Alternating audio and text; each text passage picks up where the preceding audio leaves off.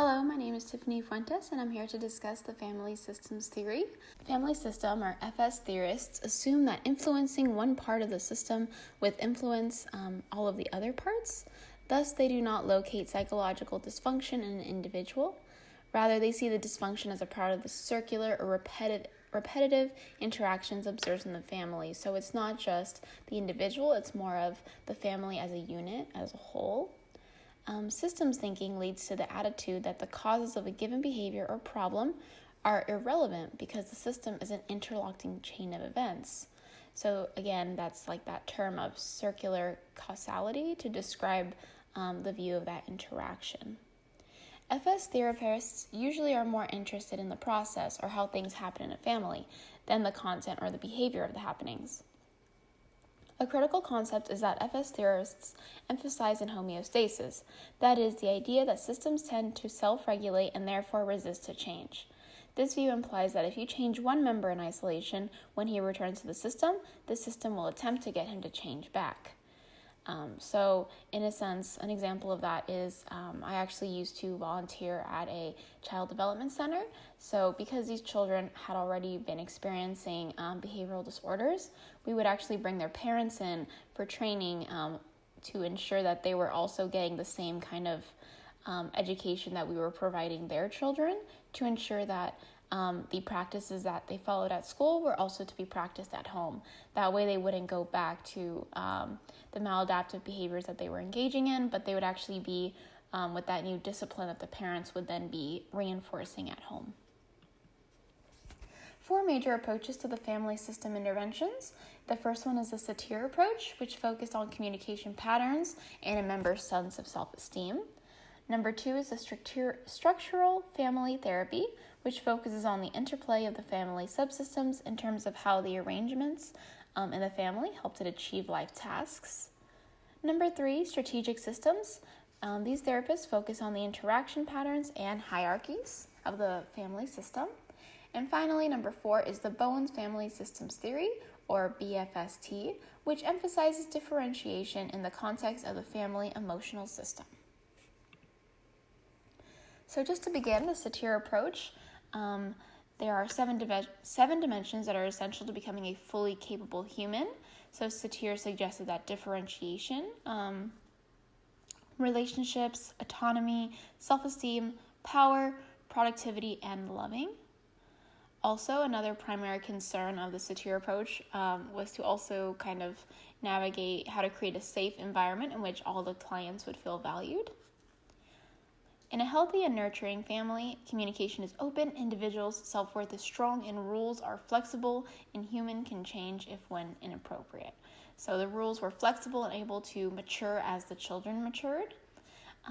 The teacher role is essential to the Satir's approach because families needed to learn to communicate more effectively. So kind of in the example that I was talking about earlier, about having to train the students and the parents to both use beneficial reinforcers and disciplines. That's kind of using the teacher role of the Satir approach. The process of therapy, the first stage was contact, which is to create an atmosphere of hope and trust and observing family patterns. Number 2 would be chaos, and the individual could reveal pain as the therapist kind of helps that family stay in the present and kind of navigate the situation that they're now experiencing.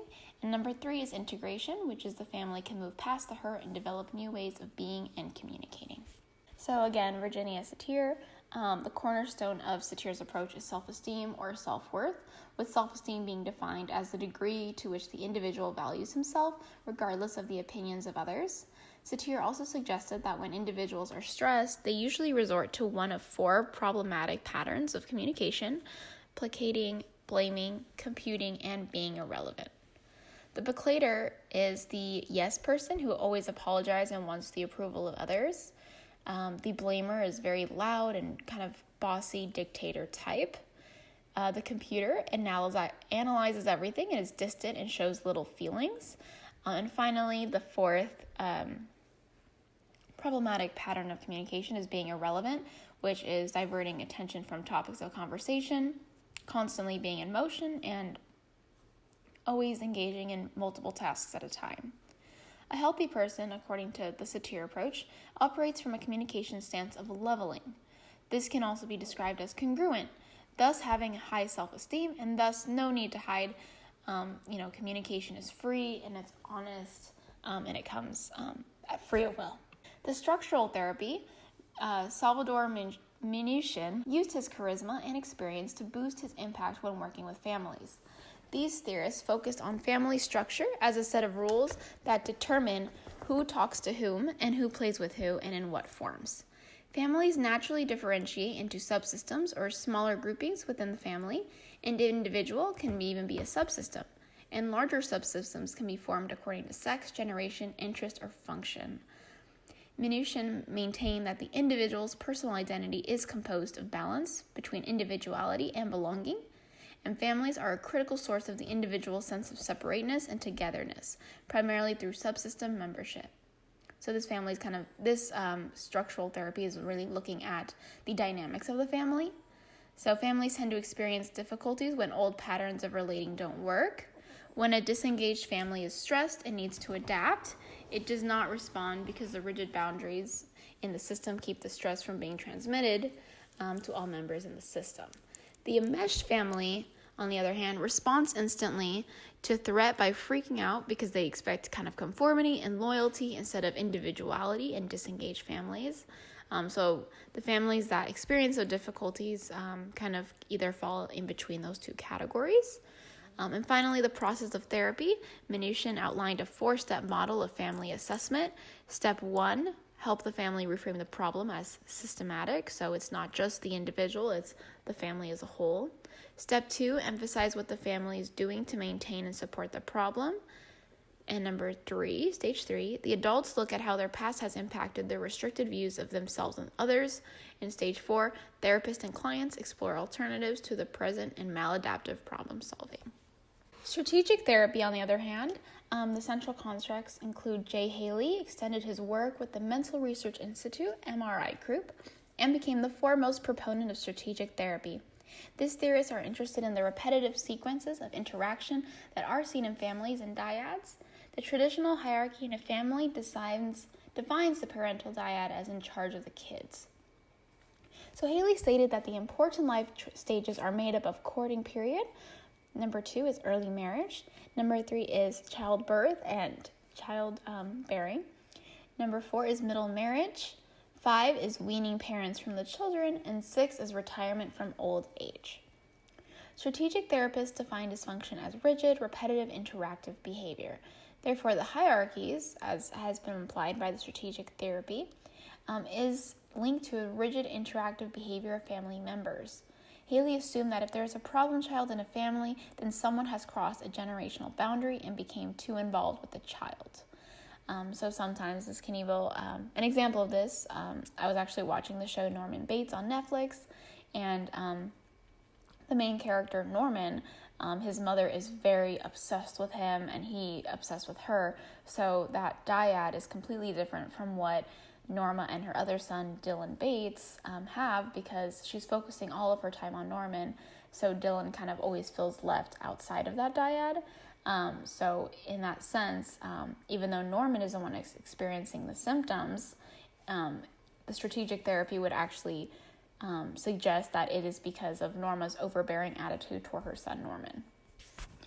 And finally, the process of therapy. The strategic therapist assesses the family through observation of interactions, which will provide information about hierarchies and where they might be dysfunctional. The strategic therapist can also gain information by deliberately intervening in the family and observing how it responds. The goal is straightforward, in which it's simply just to resolve the presenting problem. Bowen's family systems theory, on the other hand, the theory suggests that Murray Bowen actually began his theoretical work while working with schizophrenics and focused on getting the client to work on family of origin issues. The most basic construct in BFST is differentiation of self from the family origin, so it's more individualistic. Individuals have characteristic levels of differentiation, but the overall levels of differentiation of their families of origin mostly determined at the individual levels. So an example is how individuals who are relatively well differentiated from a solid sense of self, and their behavior is guided by their own principles and cognitions rather than emotional fears.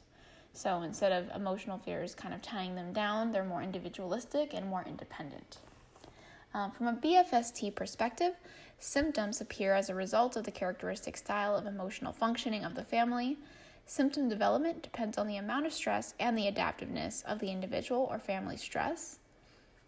The goal of BFST is to help the individual or individuals differentiate from the family of origin. It's important to note that differentiation does not mean cutting off from one's family, emotionally or otherwise. Basically, the main idea is for the differentiated person to be in contact with the family system, but their behavior is not dictated by the family patterns. So they're not being weighed down by those influences of family patterns. And finally, the issues of individual and cultural diversity.